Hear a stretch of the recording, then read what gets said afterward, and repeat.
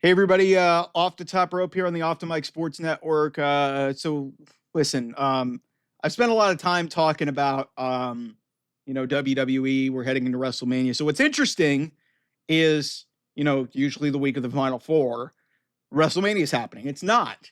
We're getting AEW Dynasty from Philadelphia on Sunday, and when I tell you that this is an underwhelming pay-per-view card, I mean it. This is not good.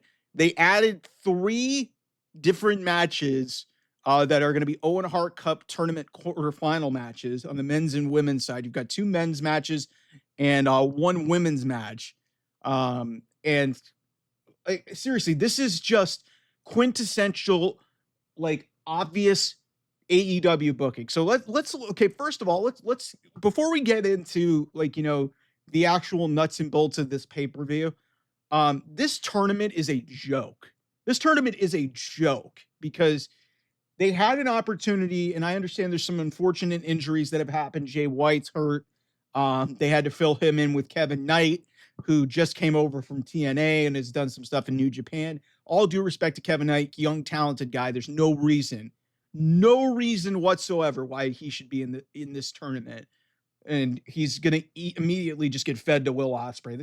This guy's been in AEW and literally been signed for 2 weeks, and he is now in a tournament where 7 other men are fighting for the right to face the world champion at AEW's biggest show of the year. Tell me how that makes any sense. That doesn't make a lick of sense. So Will Ospreay's facing Kevin Knight. That's on this pay-per-view. That's a Dynamite or Collision match. Are you kidding me? Really? Mercedes Moné, Julia Hart. This could have easily been for the TBS title. But hey, Mercedes Moné is in this tournament, and she'll be Julia Hart. She'll end up facing probably Athena. And, who knows? The big question on the women's side is, are we going to get Mercedes and Athena setting up for All In, or is Mercedes just going to blow through this and try and just take all of the belts? That's really the mystery of that. But yeah, this could have easily happened on Dynamite as well. Kyle Fletcher, Mark Briscoe, what in the fuck is that doing on this show? Like, Fletcher is a talented guy, and Briscoe, I love Mark Briscoe to death, but what in the fuck is that doing as a pay-per-view match? So this Owen Hart Cup and them throwing these matches last minute on the show, that's just lazy. These aren't pay-per-view matches. That's underwhelming. So then you got Hurt Syndicate versus the Learning Tree, Big Bill and Brian Keith. Cool. It was supposed to be the Murder Machines, but Brian Cage got hurt. So hey, Hurt Syndicate with their weird storyline with MJF. By the way, how in the fuck is MJF not in this tournament? Some people will say he might be the wild card in the Owen Hart Cup, but I don't even know how that's even feasible. We'll see. But yeah, Hurt Syndicate will beat the Learning Tree. Who cares? Speaking of the Learning Tree, Chris Jericho. I'm sorry. Chris Jericho, another title match, Ring of Honor Championship match on pay-per-view. Title versus match for the Ring of Honor Championship against Bandito. Why is this getting television time? Why is it like that should be on Ring of Honor television? That shouldn't be on a pay-per-view. Daniel Garcia and Adam Cole, multiple collision matches for this title. Daniel Garcia has been a completely underwhelming TNT champion. We're doing this again. That's, again, just the theme of this show is really all these matches could have happened on free television. They're not pay-per-view matches. Death Riders defending against Rated FTR, Trios Championships. Okay, cool. What the fuck are we doing? This is just like, I keep going through this.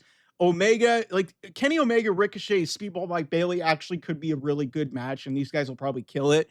But Kenny Omega wasn't even on the Go Home Dynamite. Maybe, I mean, I don't know what's going to happen on Collision, but it's just like Speedball Mike Bailey literally just got there. Ricochet's actually been kind of interesting. Congratulations to Ricochet and Samantha Irvin. They just got married. That's wonderful. But yeah, Kenny Omega's winning this match. He literally just won the title at the last pay-per-view. Tony Storm against Megan Bayne. Some people will try to talk themselves into thinking Megan Bayne is going to actually win this. She's been presented really well. One of the few really good things that AEW has done in the last, little while. Tony Storm's not losing. Tony Storm's the face of this division. Megan Bayne's not winning this match. So So yeah, I think that's actually warranted a spot on the pay-per-view. And then obviously the world title, John Moxley versus Swerve Strickland. The interesting element here, Swerve Strickland literally did this a year ago to the day, winning at this. So is it the Dynasty area? A very fascinating segment with Swerve and Hangman before Swerve got put through a bunch of fake glass. I don't know why they needed to do that, but maybe Hangman helps Swerve. Maybe Hangman is leading his way into, like, facing Swerve for the world title, or maybe John Moxley ultimately retains. I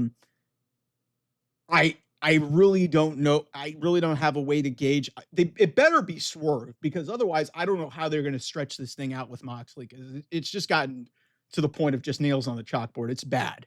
Like it's really bad. And also, like, they spent 3 months building up Adam Copeland only for him to lose twice.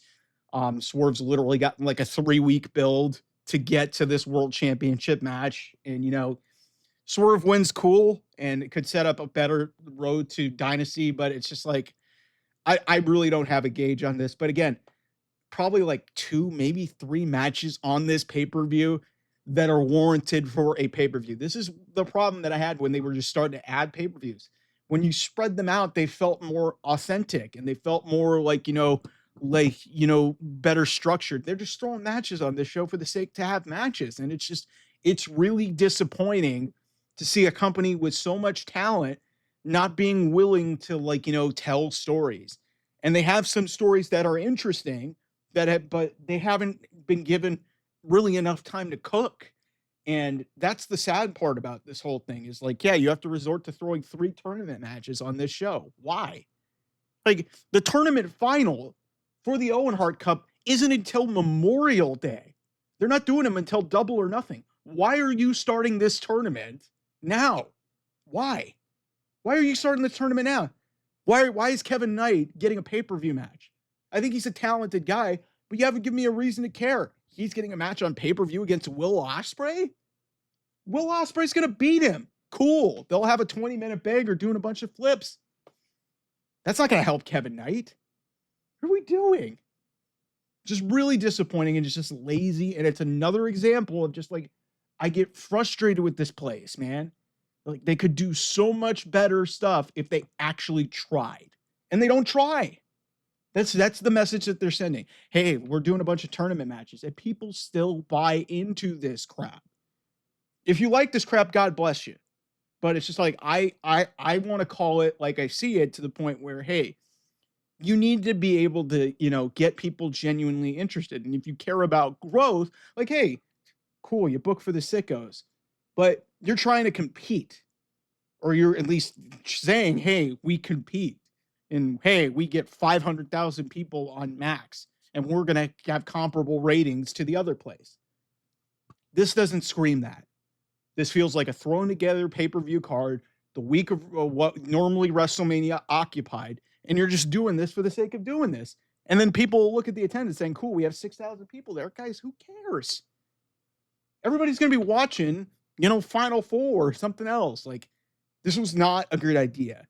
And it shows the lack of effort and the lack of ability of them trying, because really, a lot of this feels like a glorified episode of Dynamite.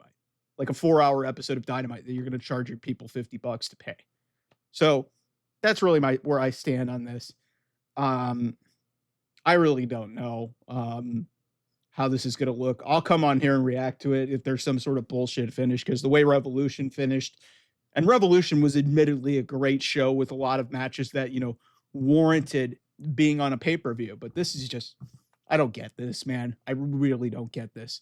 All right. Anyway, thanks so much for watching. I'll see you guys soon. Bye-bye.